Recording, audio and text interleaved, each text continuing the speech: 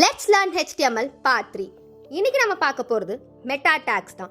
Meta டேக்ன்றது ஒரு website பற்றின data, அதாவது இன்ஃபர்மேஷனை ஸ்டோர் பண்ணியிருக்கும். இது யூசருக்கு விசிபிளாக இருக்காது. மிஷினுக்கு நம்ம கொடுக்க போகிற கமெண்ட்ஸ் தான். இதை நம்ம எப்போவுமே ஹெட் டேக் உள்ள தான் கொடுப்போம். மெட்டா டேக்ல main 4 attributes: name, content, character set and HTTP equivalent. எப்போவுமே நேமும் கண்டென்ட்டும் மோஸ்ட்டாக ஒன்றா வரும்.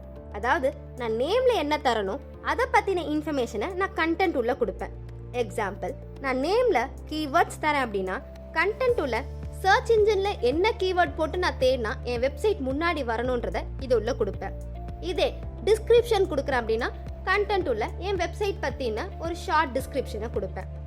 வியூ போர்ட் கொடுக்குறேன் அப்படின்னா என்னோட வெப்சைட் எந்த அளவில் யூசருக்கு விசிபிளாக இருக்கணும் அப்படின்ற ஸ்கேலிங்கும் நான் இதில் கொடுப்பேன். அடுத்து கேரக்டர் செட். எல்லா ஃபாண்ட்டும் எல்லா லாங்குவேஜும் சப்போர்ட் பண்ணாது. ஸோ இப்போ நான் character set equal to UTF-8 அப்படின்னு போட்டேன் அப்படின்னா எனக்கு யூனிவர்சல் லாங்குவேஜ் எல்லாமே என் வெப்சைட் அக்செப்ட் பண்ணிக்கும். Last HTTP equivalent. HTTPனாலே நமக்கு தெரியும் செக்யூரிட்டி கன்சர்ன்.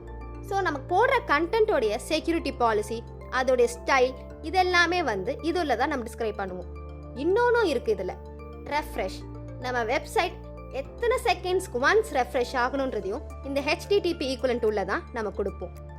மெட்டா டேக் பற்றின ஒரு கம்ப்ளீட் எக்ஸ்பிளனேஷனை நாங்கள் லாங் வீடியோவாக போடுறோம், பார்த்து கற்றுக்கோங்க.